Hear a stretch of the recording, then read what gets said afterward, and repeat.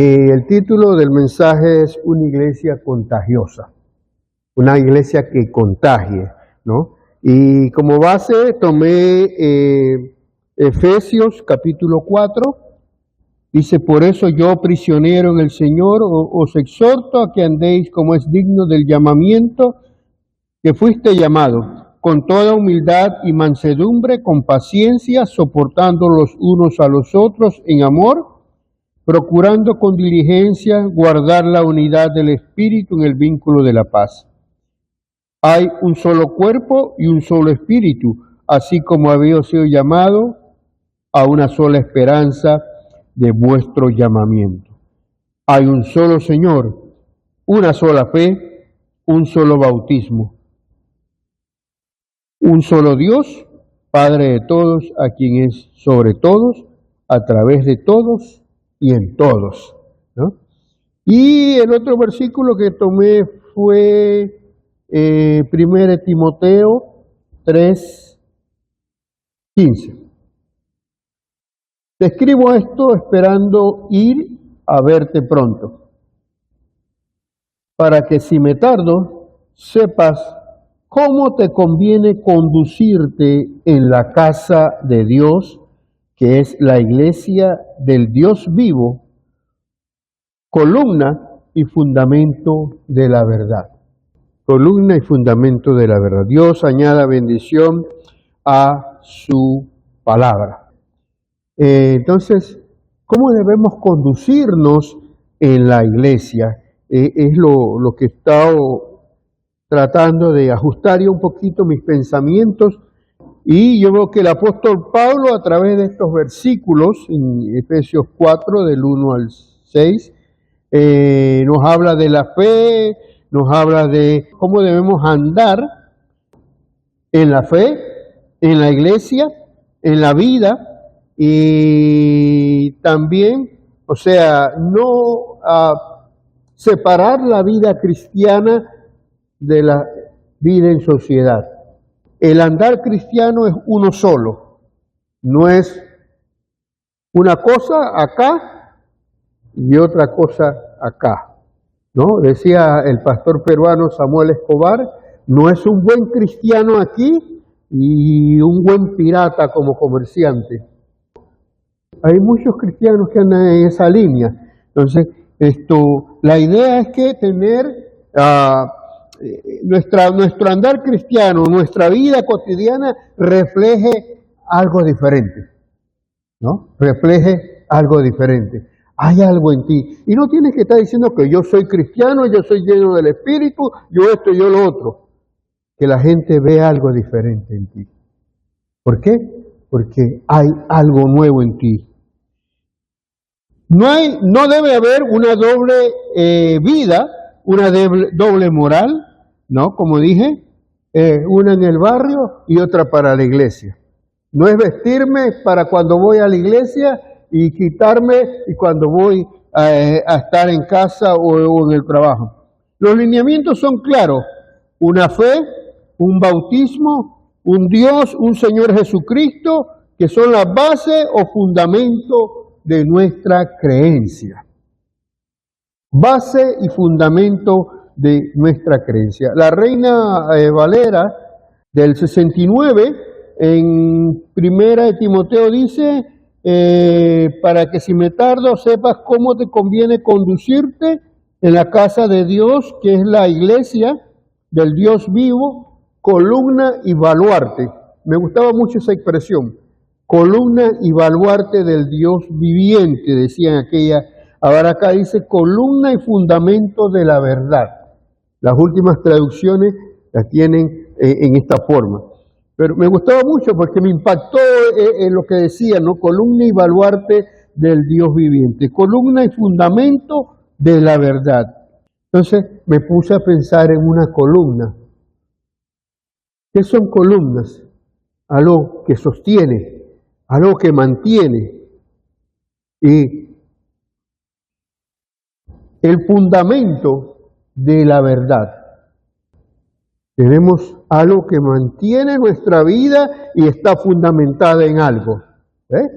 Entonces, Y una de las cosas que nos enseña es a vivir en humildad, a no ser altivo, a no ser orgulloso. Como digo, que la gente vea algo diferente en nosotros. Y una de las características del verdadero creyente, porque hoy hay muchos, entre comillas, que se llaman ser creyentes y sus vidas reflejan otra cosa. Es la humildad. En el texto bíblico también ahí dice, nos habla de la mansedumbre. Como es digno del llamamiento con humildad y mansedumbre, dice la palabra. Y la mansedumbre no es sinónimo de debilidad. La mansedumbre no es sinónimo de debilidad, sino dice que es una fortaleza bajo control. Es una fortaleza bajo control, donde una persona somete su voluntad a Dios y controla sus emociones y trata a los demás con respeto y con gentileza. Bien, voy a recordar a mi hermano pastor Pedro Pineda, que cuando decía que él en el mundo era una cosa, cuando se convirtió a Cristo cambió totalmente su forma de pensar. Dice que un día venía a predicar acá en la ciudad y llegando por la avenida central, vestido con su camisilla blanca, y llega a una esquina, se cruza con una persona que venía con una papaya bien madura en la mano. Y en la esquina se dieron. Y dice, hermano Guillermo, y quedó la papaya metida en mis bolsillos como si fueran jugos. Si hubiera visto eso, como yo quedé con mi camisa blanca empapayada. En otro momento, dice, en otro momento me iba a salir el Darienita. Me iba a salir y me dio una cosa como... Pero después me puse a pensar lo que Dios había hecho en mi vida. Y nada más pudo decir, gracias Señor, gracias Señor. Y tuvo que meterse a un restaurante a ver cómo se limpiaba un poco la camisa, quitarse la camisa, lavar un poco los bolsillos llenos de papaya. Entonces, eso es lo que hace Dios en nuestras vidas. Un cambio real. Es una actitud de humildad que Dios nos da una dirección divina. Incluso en los momentos más difíciles, incluso en los momentos de provocación, porque hay mucha gente que quiere provocarte, quiere sacarte eso de ahí atrás, ¿no? Quiere empujarte. Y si tú crees en Dios, debes saber cómo debes andar en la vida cristiana. Pablo le dice a Timoteo cómo debes andar en la iglesia, que es columna y fundamento de la verdad. ¿Cómo debemos comportarnos en la iglesia? Una de las cosas que yo debo pensar muy claro es que no debo estar criticando al hermano. ¿Quiénes somos nosotros para estar criticando? La conducta del creyente no es esa, no. La palabra dice que sobrellevémonos, que toleremos muchas veces al hermano. Por ahí me escribe el hermano que me dio mucho dolor de cabeza cuando yo fui pastor en la casa. Me hacía unas cosas terribles. Y ahora me escribe, hermano Guillermo, usted fue mi pastor por mucho tiempo. Pero, las cosas que hacía, yo decía, pero, hermano, piense antes de actuar. ¿Por qué me sacó a las bancas de la iglesia para ver juegos de fútbol? ¿Tú qué es? No, es que hermano, yo quería compartir con los vecinos. Entonces, lo sobrellevé. Y hoy me escribe cada rato que yo era su buen pastor para él.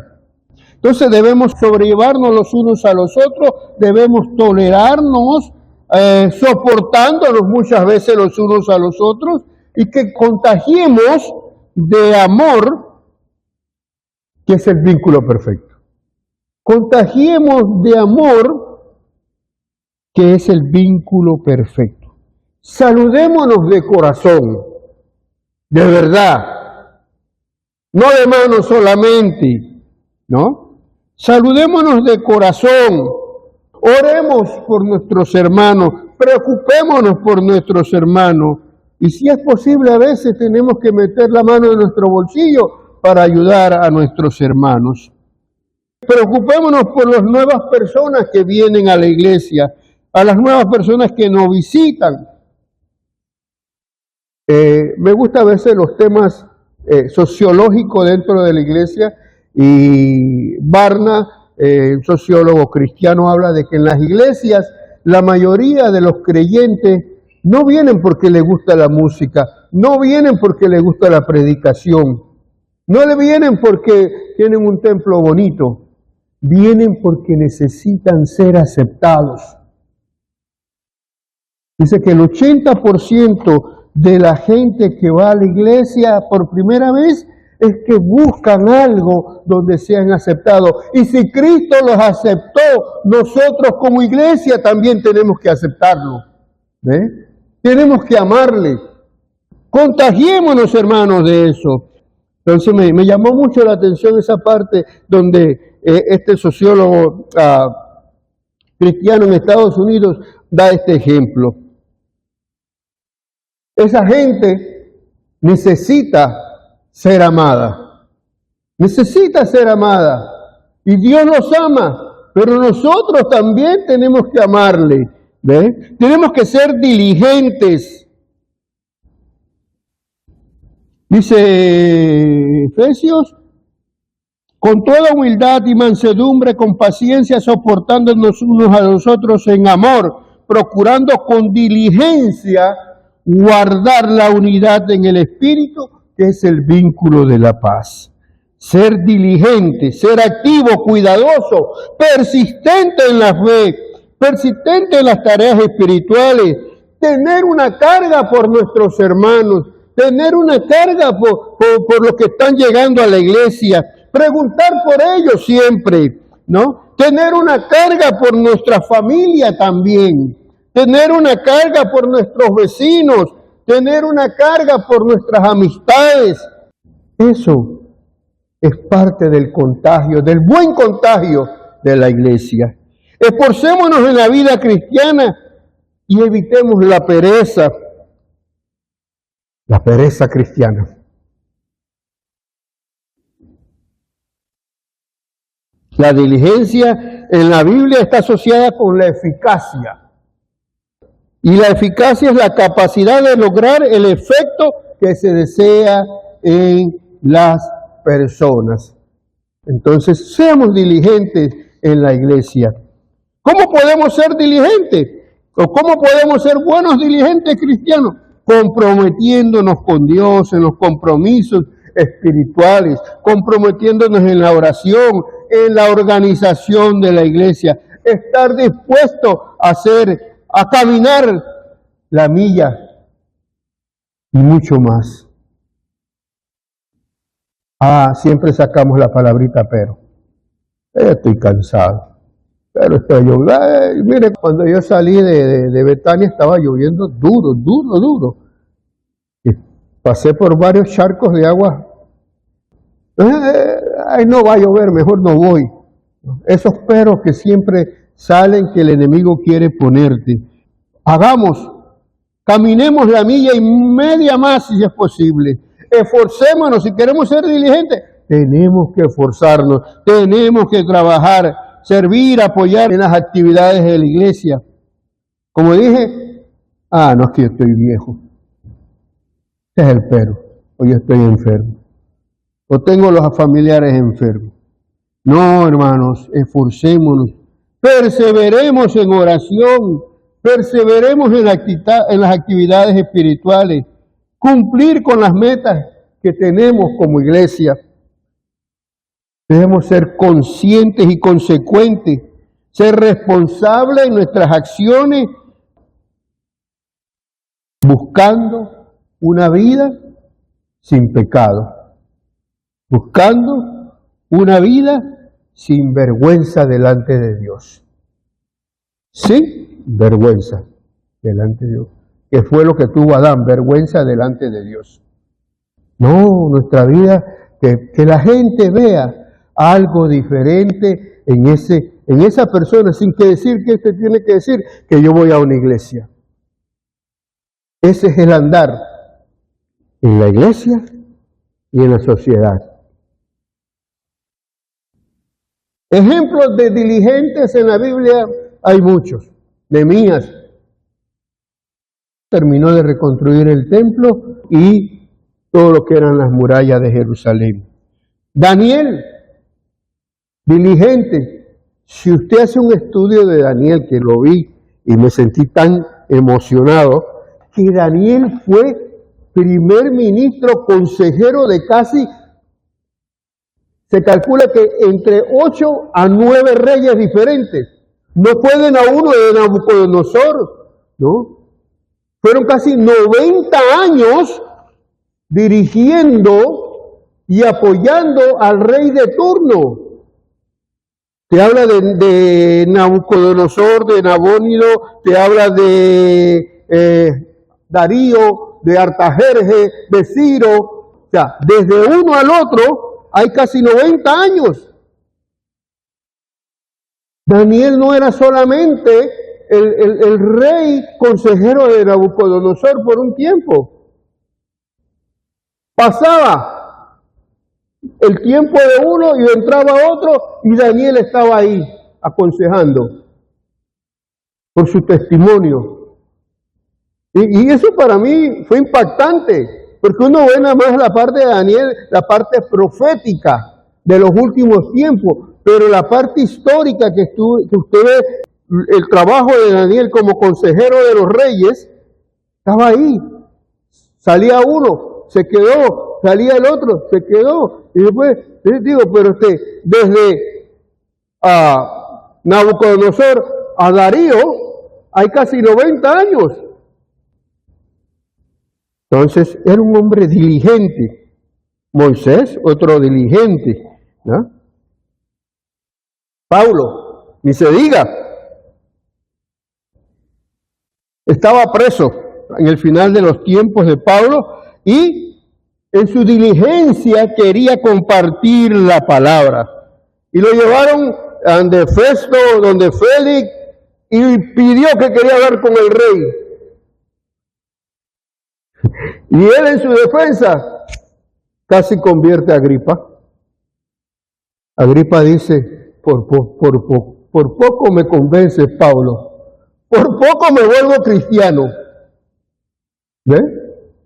Sí, por poquito. Hay una Biblia que dice que por poquito, Pablo, me vuelvo cristiano. Y él estaba defendiendo nada más su defensa de que no fuera castigado. Entonces, hermanos, guardémonos nosotros como creyentes, como cristianos, ¿no? Guardémonos y de actuar delante de Dios, que tengamos un buen caminar en Cristo. No murmuremos. La murmuración es dañina para la iglesia. La murmuración es dañina para la iglesia, ¿no? Recuerdo que Watchman Nee, en el libro Autoridad Espiritual, habla de que la murmuración en la iglesia es un principio satánico. El por acá estar diciendo cosas que no son y regando cosas que no son. Entonces, hermanos, contagiemos a la iglesia de hacer el bien. Reconozcamos que hemos fallado como iglesia y que tenemos que enmendar dónde hemos fallado, qué hemos dejado de hacer. Volvamos a hacer nuestra iglesia, la iglesia bautista de la Boca, esa iglesia pujante de nuevo. esa iglesia que enseñaba la Biblia. Hermanos, recuerdo que cuando conocí a los hermanos bautistas, yo vengo de una experiencia pentecostal, me impresionó por lo bíblico. Y cada miembro que conocía, muchacho joven, que era bautista, veía en ellos que había palabra de Dios. No es lo común que se ve en otras iglesias que el Señor me dijo que tuve visiones, que no sé qué, que esto, que lo otro. No, la palabra es más o menos, y esto, ¿qué dice la palabra? ¿No? Y hay que volver a eso, a la unión de preparación. Así fui luego yo entrenado en la unión de preparación. Así fue ver la unión femenil trabajando, no la sociedad de jóvenes. Conocer nuestra doctrina. Hoy en día un bautista no sabe, no conoce en qué creemos. Pero son bautistas de hueso colorado. Yo lo viví en las acacias cuando quedé de pastor. Pastor, nosotros no podemos hacer eso. ¿Por qué? Porque nosotros somos bautistas. Y cada cosa nueva que se quería poder, y no podemos hacer eso. ¿Por qué? Porque nosotros somos bautistas. Entonces, vamos a estudiar doctrina. ¿Y qué es lo que nos impide hacer ciertas cosas?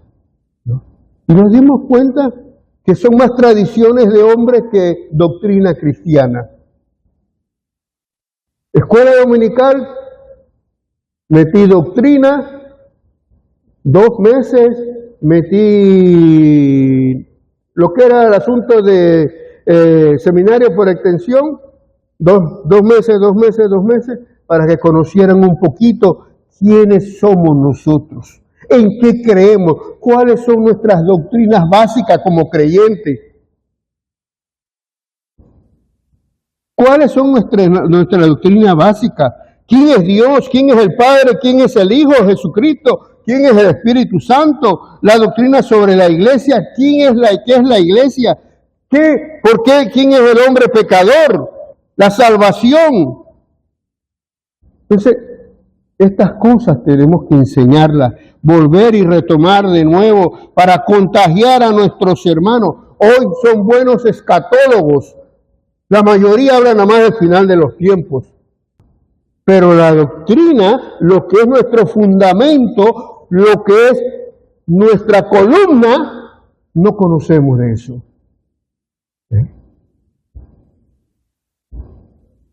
Mi hija en Colón lanzó una expresión con un versículo bíblico, no sabiendo que la otra ingeniera era creyente.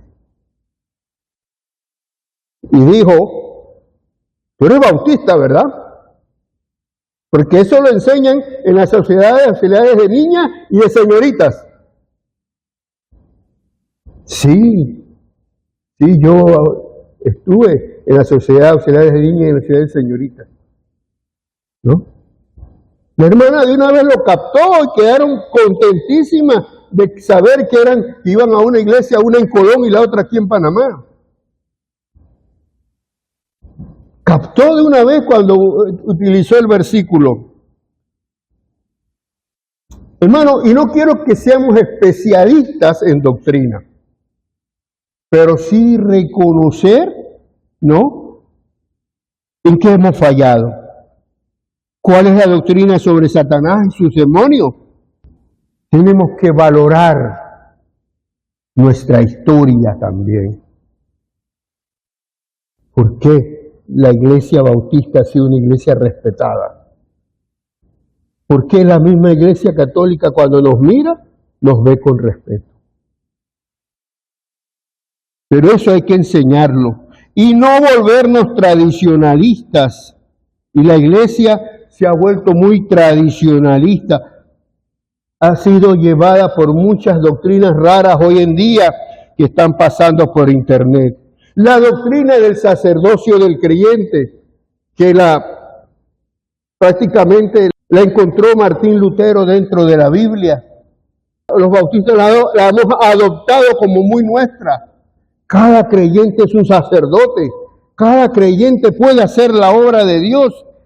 Entonces, tenemos que volver, hermanos, nuevamente al punto de partida, a ese fundamento, a esas columnas que dice Efesios.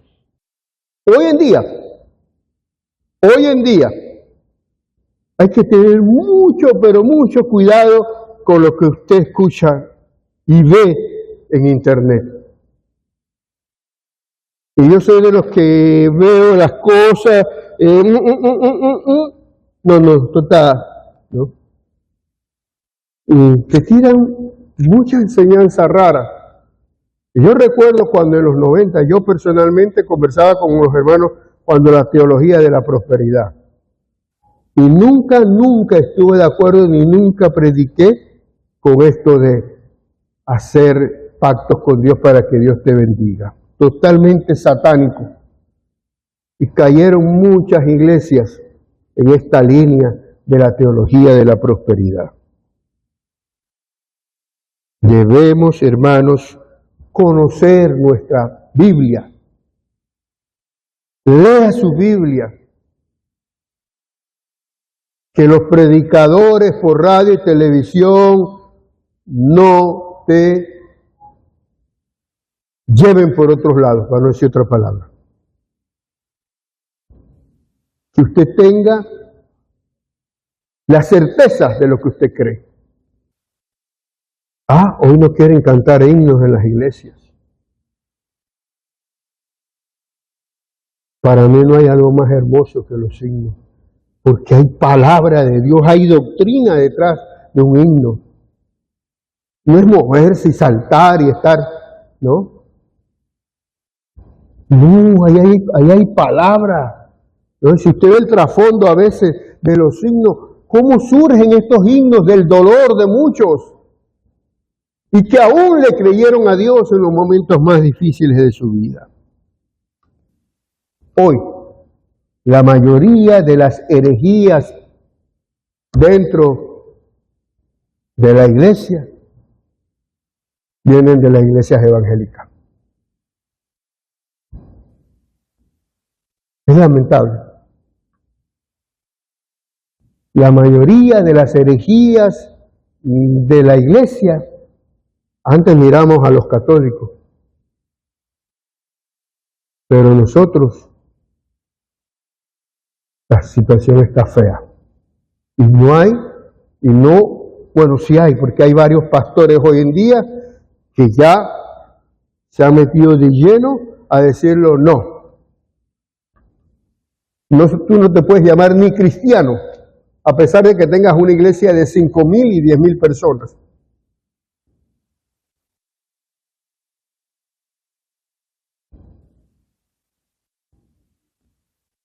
Tenemos 2 países latinoamericanos que son lo máximo en herejía. No lo voy a decir por respeto. Porque de ahí están saliendo las últimas enseñanzas antibíblicas. Y tenemos que volver a la palabra de Dios. Escuchando a una persona, estaban saliendo de un ayuno, y una le decía a la otra, cristiana, que la pastora le había profetizado que ella había recibido un espíritu de muerte en su vida, había tomado posesión de un espíritu de muerte. Y que ella tenía que venir a la iglesia donde ella para poder sacárselo. Y que ella dejó de ir a la otra iglesia por estar acá, donde la pastora le dijo que tenía que ir allá para sacarle ese bicho que tenía ella. ¡Cristiana! ¿Puede un demonio entrar donde está el Espíritu Santo?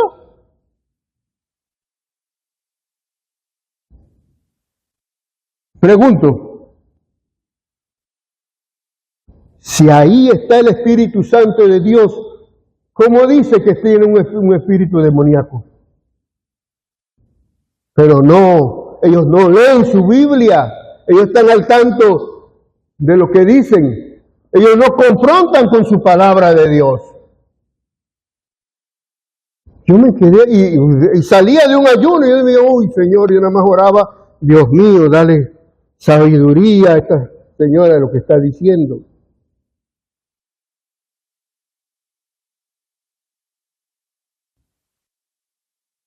¿Puede el demonio tomar posesión donde está el Espíritu Santo de Dios?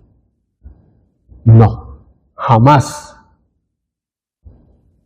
Puede presionar, puede molestar, pero usted tiene el poder de Dios para mandarlo lejos. ¿Cómo debemos conducirnos en la casa de Dios?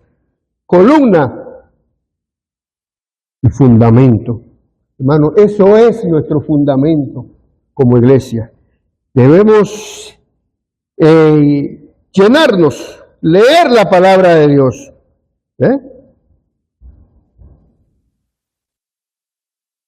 Columna. Cuando pienso en columna, pienso en pilares que sostienen algo. Y el fundamento, nuestra enseñanza, que es la verdad. Hermanos, volvamos a ser una iglesia contagiosa. Contagiosa en amor, contagiosa en servicio, contagiosa edificando el cuerpo de Cristo, contagiosa en la oración, contagiosa en la enseñanza, contagiosa en la adoración, contagiosa en fe. Pero ¿cómo lo vamos a hacer?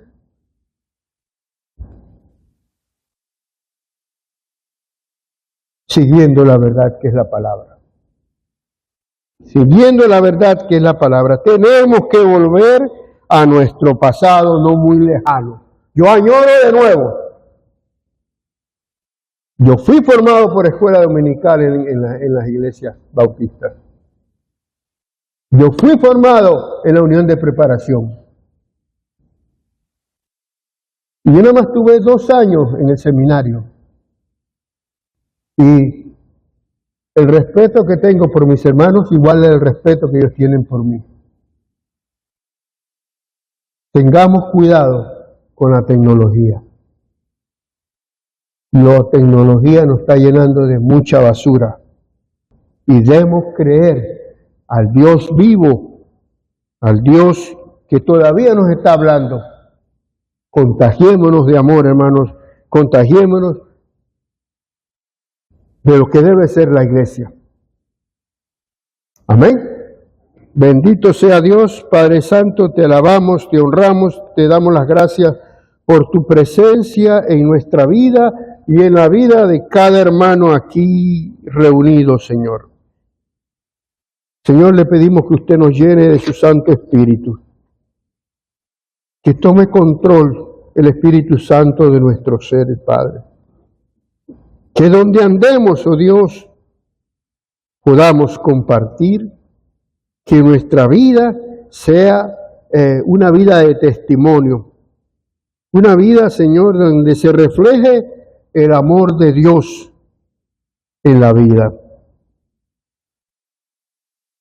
Que ese amor se refleje y que dé buenas relaciones, Padre Santo. Que podamos, Señor, de nuestra vida emanar amor.